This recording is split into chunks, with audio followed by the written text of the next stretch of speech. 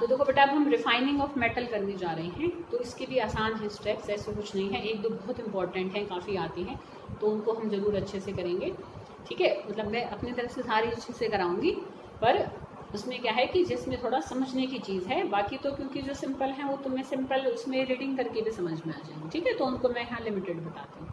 तो जैसे सबसे पहला इसमें रिफाइनिंग का जो मेथड है दैट इज़ डिस्टिलेशन। तो डिस्टिलेशन हम उन मेटल्स पर अप्लाई करते हैं बेटा जिनका बॉइलिंग पॉइंट बहुत लो होता है, ठीक है। तो हम क्या करेंगे, इम्प्योर मेटल को, जो हमारा गंदा मेटल है जिसमें इम्प्योरिटीज़ हैं, गर्म करेंगे। तो क्योंकि हम उन्हीं मेटल पर अप्लाई कर रहे हैं जिनका बॉइलिंग पॉइंट लो है, तो सबसे पहले वेपर किसकी बनेंगी, हमारे मेटल की ही बनेंगी, ठीक है। तो बंद बर्तन में ऊपर ऐसे पाइप लगा हुआ है, उस पाइप में किसकी वेपर्स चढ़ेंगी, मेटल की। उनको अलग एक बर्तन में लेकर ठंडी कर लेंगे, ठंडा होकर हमें प्योर मेटल मिल जाएगा। But this method is used for those metals like zinc है, मरकरी है, जिनका बॉइलिंग पॉइंट क्या होता है, बहुत लो होता है। ऐसी लिक्वेशन प्रोसेस भी होती है, ये उन मेटल्स पर एप्लीकेबल है जिनका मेल्टिंग पॉइंट बहुत लो होता है, ठीक है, जो पहले पिघल जाएंगे। तो ऐसे स्लोपिंग हर्थ लेते हैं एक ऐसे, ठीक है। तो यहाँ पर हम अपने इम्प्योर मेटल को रखते हैं, गर्म करेंगे तो पहले पिघल के कौन नीचे आएगा, जिसका मेल्टिंग पॉइंट सबसे लो होगा। तो हम उन्हीं मेटल्स पर अप्लाई करेंगे जिनका मेल्टिंग पॉइंट लो होता है, तो मेटल पिघल के नीचे आ जाएगा, इम्प्योरिटीज ऊपर ही छूट जाएंगे, ठीक है। तो इस तरीके से हम, जैसे कि टिन है, लेड है, तो उनको हम प्यूरिफाई कर सकते हैं by using this method called liquation process. Third method is quite important, और हम इसको ऑलरेडी तुम कर चुके हो इन 10th, and that is electrolytic refining, ठीक है। तो देखो, इलेक्ट्रोलिटिक रिफाइनिंग में हम कैसे शुद्ध धातु को प्राप्त करते हैं, ठीक है। देखो, इसको समझेंगे, फिगर से समझते हैं इसको हम। फिगर इसकी बेटा तुम भी बनाना, अगर पेपर में आ जाए तो समझेंगे। देखो बेटा,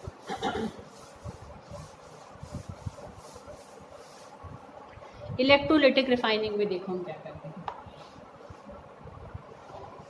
इसमें हम क्या करते हैं बेटा कि इम्प्योर मेटल की एक रॉड बना लेते हैं।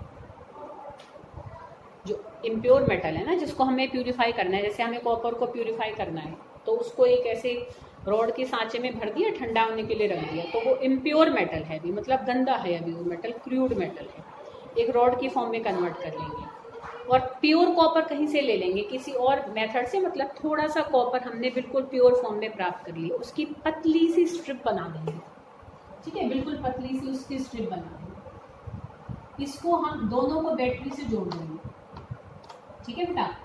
एक को हम जोड़ देंगे बैटरी के नेगेटिव पोल से, जो प्योर हमारी मेटल की स्ट्रिप है ना, वो हमारी बिहेव करेगी कैथोड, और जो इम्प्योर मेटल की रॉड है वो हमारी बिहेव करेगी एनोड, ठीक है। उसको बैटरी के पॉजिटिव पोल से जोड़ देंगे, उसको बैटरी के नेगेटिव पोल से जोड़ देंगे, और इन दोनों को हम डिप करेंगे हमें इलेक्ट्रोलिटिक सेल में,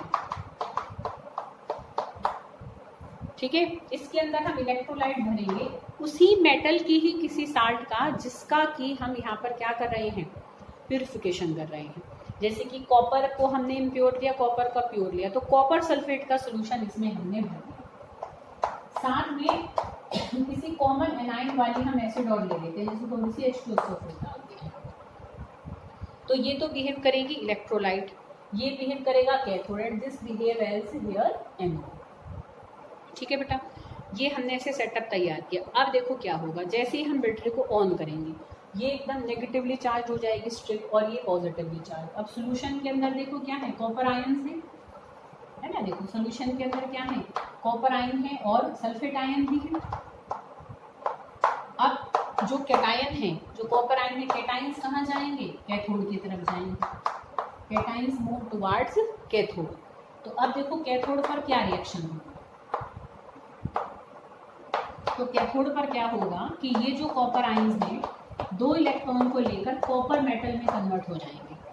तो कॉपर मेटल बनेगा, यही बनेगा, यहाँ ऑलरेडी कॉपर है, तो मेटल मेटल के साथ मेटल एक बॉन्ड बनाकर यही चिपक जाएगा, और धीरे धीरे ये वाली स्ट्रिप अब मोटी होने लग जाएगी, कि जितना भी सोल्यूशन में कॉपर आयन है वो एज कॉपर मेटल बनकर यहाँ डिपॉजिट होगा।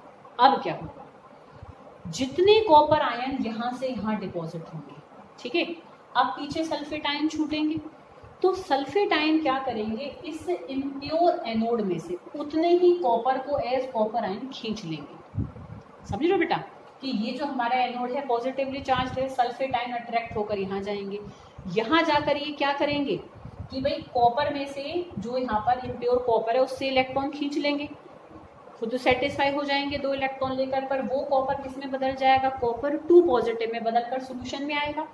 जैसे ही कॉपर 2 पॉजिटिव यहाँ आएगा, आते ही वो कॉपर 2 पॉजिटिव कहाँ अट्रैक्ट होंगे, कैथोड की तरफ अट्रैक्ट होंगे, वहां से इलेक्ट्रॉन लेकर क्या बना लेंगे, कॉपर मेटल बना लेंगे। समझ रहे हो? तो इस तरीके से सॉल्यूशन में जितने कॉपर आयन है वो सारे कॉपर मेटल बनकर यहाँ डिपॉजिट होंगे, और इस रॉड में जितना कॉपर है वो कॉपर एज कॉपर आयन बन के यहाँ आता जाएगा और यहाँ से यहाँ जमा होता जाएगा।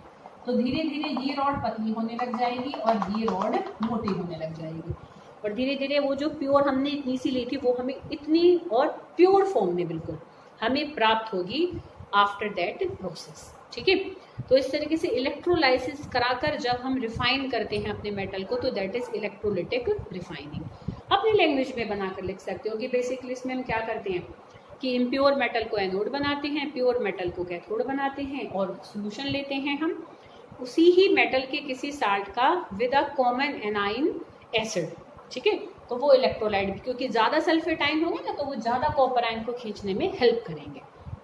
ठीक है, तो जितना यहाँ पर सोल्यूशन में कॉपर आयन होगा यहाँ डिपॉजिट होगा कॉपर मेटल बनके, जितना यहाँ डिपॉजिट होगा उतने ही कॉपर आयंस इसमें से निकलकर यहाँ आते जाएंगे और यहाँ से यहाँ डिपॉजिट होते चले जाएंगे। In this manner we can get the pure copper in a rod form. ठीक है, क्लियर? तो दिस इज इलेक्ट्रोलिटिक रिफाइनिंग। ठीक है, अब नेक्स्ट मेथड हम करेंगे दैट इज जोन रिफाइनिंग। तो देखो जोन रिफाइनिंग में हम किस तरीके से अपने मेटल को प्यूरिफाई करते हैं। देखो नाम से थोड़ा सा तुम्हें समझ में आ रहा होगा, मतलब इसमें हम क्या करते हैं पर्टिकुलर जोन में रिफाइनिंग करते हैं, मतलब छोटे छोटे एरियाज में रिफाइन करते हैं।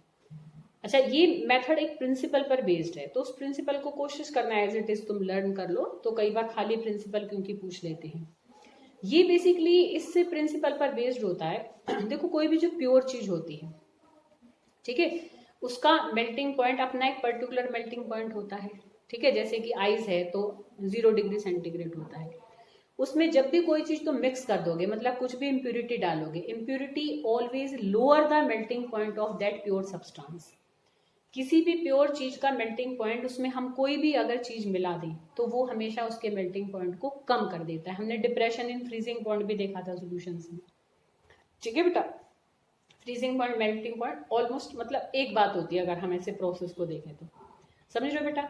तो एक तो ये मतलब इस बात का यहाँ इतना कोई रिलेशन नहीं है अभी जो हम पढ़ेंगे, बट प्रिंसिपल में इस चीज को हम मेंशन करते हैं कि इम्प्योरिटीज जब भी हम ऐड करते हैं किसी भी चीज में वो हमेशा उसके किसी भी प्योर चीज के मेल्टिंग पॉइंट को कम कर देती हैं। एक ही बात।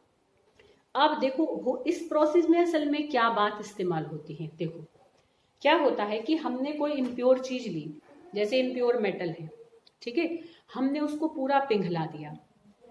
पिघलाने के बाद जब जमने की बारी आएगी, जब ठंडा करेंगे तो जमेगा, तो जब जमने की बारी आएगी ना बेटा, तो सबसे पहले वो चीज जमती है, वो चीज सॉलिड होना स्टार्ट होती है जो उसमें सबसे ज्यादा होती है। समझ रहे बेटा? अब जैसे मैं कह रही हूँ कि भाई मेरे पास इम्प्योर कॉपर है, ठीक है, अब इम्प्योर कॉपर है पूरा पिघला दिया, अब जब जमने की बात आएगी तो उसमें सबसे ज्यादा तो कॉपर ही है, बाकी इम्प्योरिटीज ही तो है। तो सबसे पहले क्या होगा, प्योर मेटल के क्रिस्टल्स बनेंगे। Pure metal firstly crystallises out. समझ रहे हो कि जो इम्प्योर हमारे पास कोई भी मेटल है अगर हम उसको पिघलाते हैं, ठीक है, तो जब जमने की बात आएगी, जब सॉलिडिफाई होगा तो पहले मेटल सॉलिडिफाई होगा, इम्प्योरिटीज अभी लिक्विड फॉर्म में ही रहेंगी, तो वो भी जमेंगी पर वो कुछ देर बाद जमेंगी। सबसे पहले कौन जमेगा? सबसे पहले प्योर सब्सटेंस जमेगा, मतलब उसके अंदर जो हमारी मेन चीज है वो जमेगी। समझ रहे हो कि firstly pure metal crystallizes out. जैसे कि भाई कॉपर इम्प्योर है, उसमें इम्प्योरिटीज भी है, मिट्टी की भी है और चीजें भी हैं, ठीक है बेटा, और मेटल भी हो सकते हैं, कोई मेटल ऑक्साइड भी हो सकती है, कोई नॉन मेटल भी हो सकता है। तो उसमें मान लो 12 चीज और है और उन 12 में ही एक चीज कॉपर है।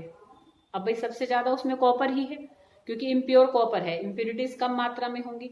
तो जब हम उसको पूरा पिघलाकर ठंडा करेंगे तो सबसे पहले कॉपर के क्रिस्टल्स बनेंगे। कॉपर पहले सॉलिड फॉर्म में हमें मिलेगा, बाकी चीजें अभी लिक्विड फॉर्म में ही रहेंगी। इस सिद्धांत पर ये मेथड बेस्ड है। देखो इसी सिद्धांत को इस्तेमाल करके कैसे हम एक प्योर मेटल को प्राप्त करेंगे, और इस वाले मेथड से बेटा हमें बहुत ज़्यादा प्योर मेटल प्राप्त होते हैं। जैसे सिलिकॉन है, जर्मेनियम है, जो सेमीकंडक्टर्स जो हम यूज़ करते हैं ना, तो सेमीकंडक्टर्स में हम जिन एलिमेंट्स का इस्तेमाल करते हैं, तो उन एलिमेंट्स को जनरली जोन रिफाइनिंग के द्वारा ही प्यूरिफाई करा जाता है, क्योंकि इस मेथड से हमें बहुत ज़्यादा प्योर एलिमेंट्स प्राप्त होते हैं। तो सेमीकंडक्टर्स को कई बार हमें क्या है कि मतलब हमें बहुत प्योर फॉर्म में भी वो चाहिए होते हैं कंपेयर करने के लिए और चीज़ों से, तो बहुत प्योर चीज़ हमें इस मेथड के द्वारा प्राप्त होती है। तो कई बार ऑप्शनल में भी पूछ लेते हैं कि सेमी कंडक्टिंग डिवाइसेस बनाने में जो हम एलिमेंट्स यूज करते हैं तो उनको किस मेथड के द्वारा रिफाइन करा जाता है, तो दैट इज जोन रिफाइनिंग। ठीक है, तो प्रिंसिपल इसका समझ में आया कि जब हम मोल्टन इम्प्योर मेटल को, मोल्टन मतलब पिघला हुआ, जब हम मोल्टन इम्प्योर मेटल को क्या करेंगे, ठंडा करेंगे, ठीक है, when we cool it down, तो सबसे पहले firstly the pure metal crystallizes out leaving behind the impurities in the melt. Impurities को वो उसी पिघली अवस्था में छोड़कर मेटल पहले सॉलिड होना शुरू हो जाता है। ये इस सिद्धांत पर बेस्ड है। देखो क्या करते हैं इस मेथड में हम, देखो इसको इस तरीके से करते हैं,